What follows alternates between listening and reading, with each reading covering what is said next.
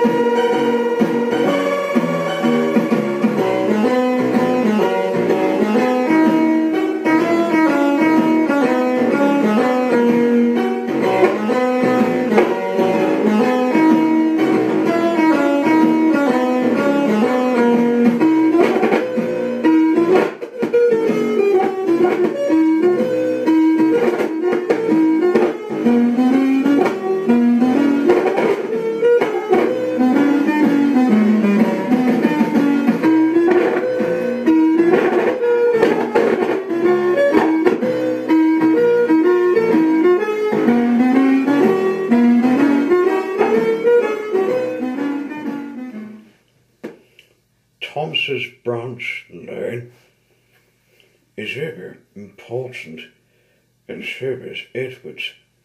They both bring variable traffic in, but their track and bridges are not so strong as hers on the main line.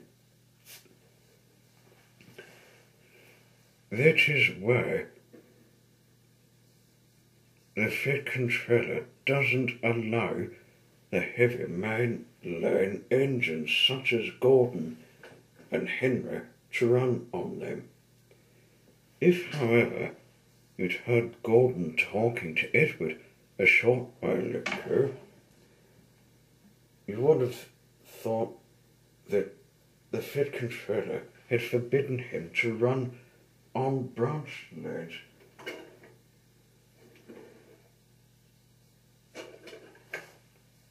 But quite another reason.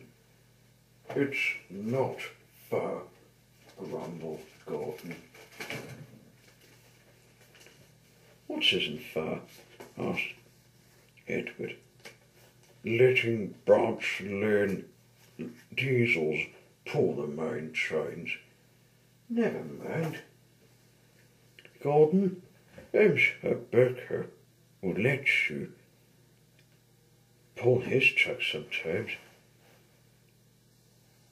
It'd make it quite far. Gordon spluttered furiously. I wouldn't pull Burker's dirty trucks. I want to run on branch lanes.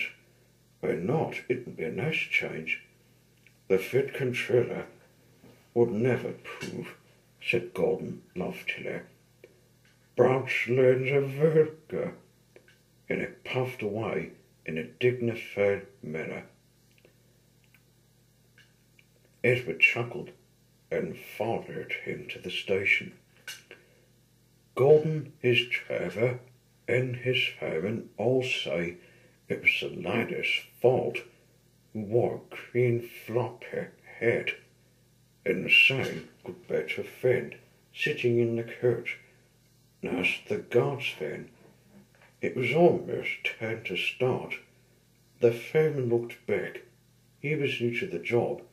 He couldn't see the guard, but he did say something green waving, he thought it was the flag. "Right away, mate," it called. But the guard had not waved his flag. When Gordon started, he left some luggage, several indignant passengers, and the guard all standing on the platform. Every evening, fast engine trains left the big station within 5 minutes. The 6:25 is for Gordon's for the main line. Edwards at 6:30 runs along the branch. By the time Gordon had been brought back, Edwards' train was over too. "You've missed your path, Gordon," said the fat controller crossly. "Now we must clear Edwards' train before you start." This should have put everything right, with the least possible trouble, but control at the big station made things worse. They forgot to warn the signalman at Edwards Junction about the change of plan.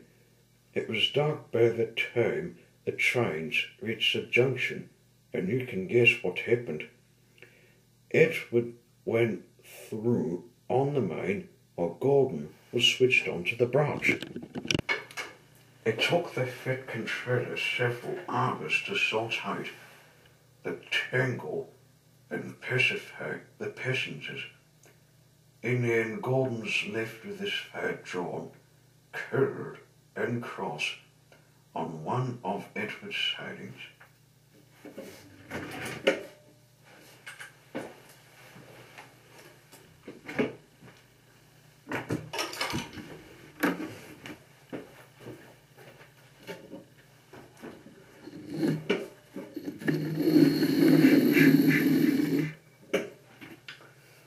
Bill and Ben peeped into the yard next morning. They wondered if Burke had brought them tracks. There were no tracks, but they didn't mean that.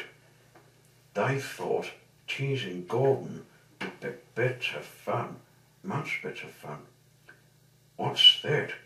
asked Bill loudly. "Shh," whispered Ben. "It's Gordon." "Gordon, it looks like Gordon, but it can't be Gordon. Never comes on branch lanes. He thinks him vulgar." Gordon pretended he hadn't heard. "If it isn't Gordon," said Ben, "it's just a pair of old scrap iron, which we'd better take to the scrapyard." "No, Bill, this lot's useless for scrap. We'll take it to the harbour and dump it in the sea." Gordon was alarmed. "Hey, Gordon, stop, stop!" The twins paid no attention, and Gordon shut his eyes and prepared for the worst. The twins argued loudly and long. Bill favoured the scrapyard, while Ben said the cutting up in such places is something cruel. It would be kinder, he urged, to give these remains a quick end at the sea.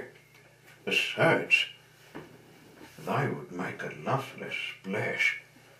Gordon could not view either prospect with any enthusiasm.